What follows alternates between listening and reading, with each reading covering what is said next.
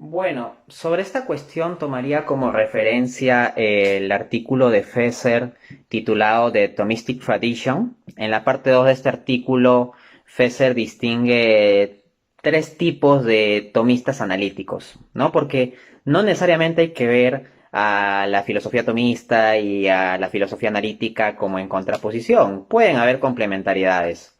Pero a ver, consideremos los tres tipos reseñados por Fesser.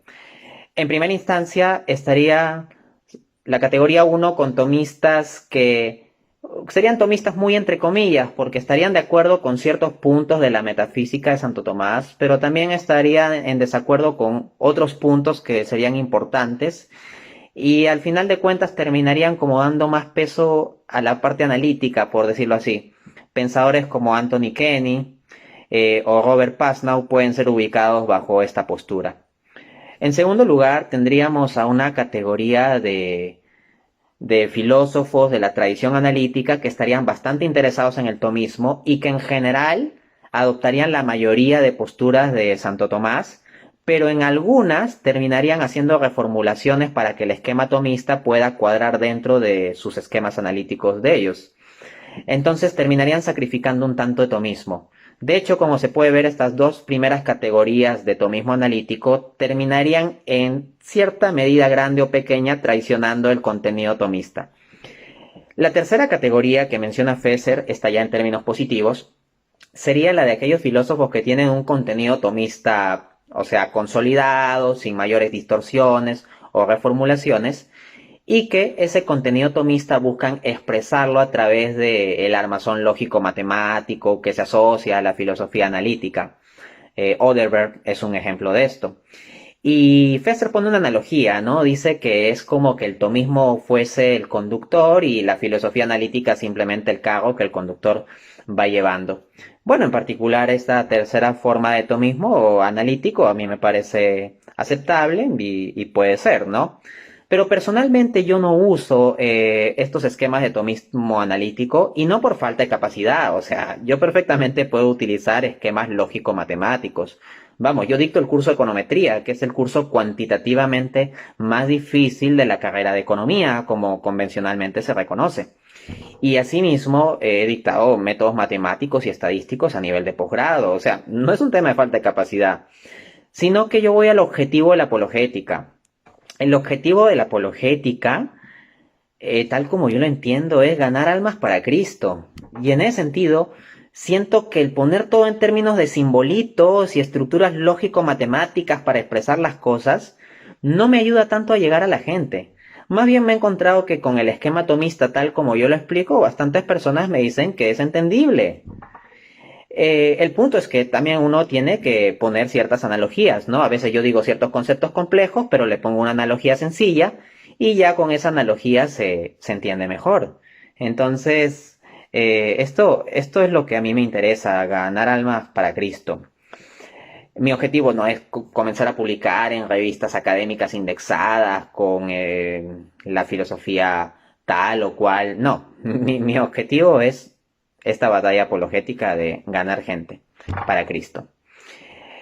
Ahora, es curioso porque algunos de los que hacen la crítica de que tener altomismo con todo su esquema metafísico es complicarse la vida, son gente que defiende el argumento ontológico modal de Alvin Plantinga, como decía, que es un argumento que tiene todas sus complicaciones.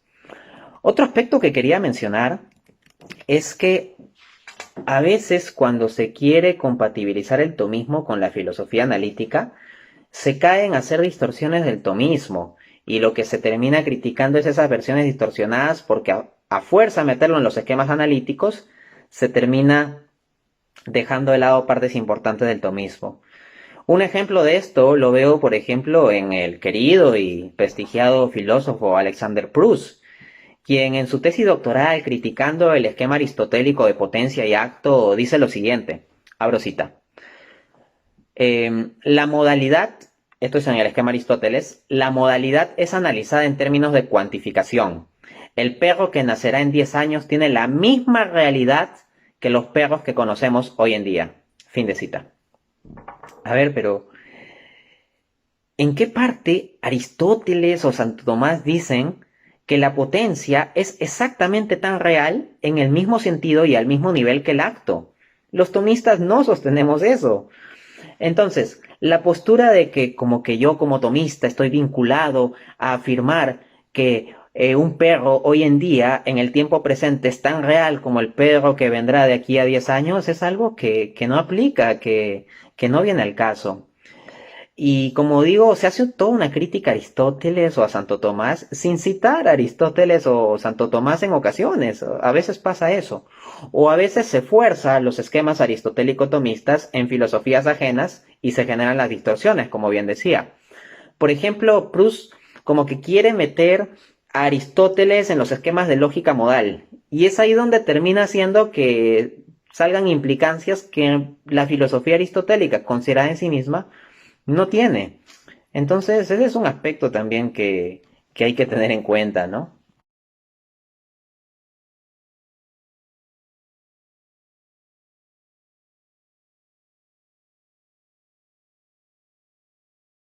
Bueno, en principio no tendría que haber contraposición, puede hablarse de una complementariedad. Según ya decía, reseñando a Fesser, se puede establecer tres tipos de relación entre tomismo y filosofía analítica, ¿no?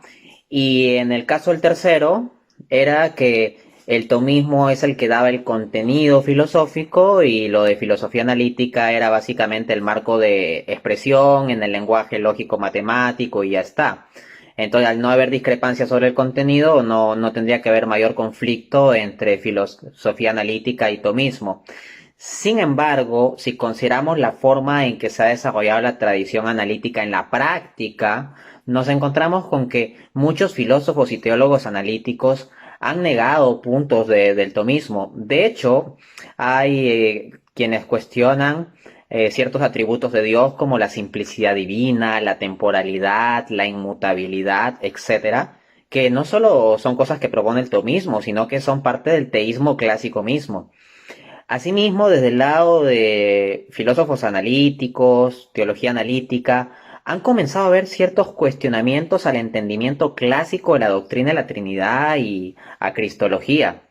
Desde esa perspectiva, entonces, podríamos resumir en que los contrastes en la práctica se han dado en tanto filósofos y teólogos analíticos han comenzado a cuestionar aspectos de la doctrina sobre Dios, el entendimiento clásico de la Trinidad o la Cristología. Básicamente eso.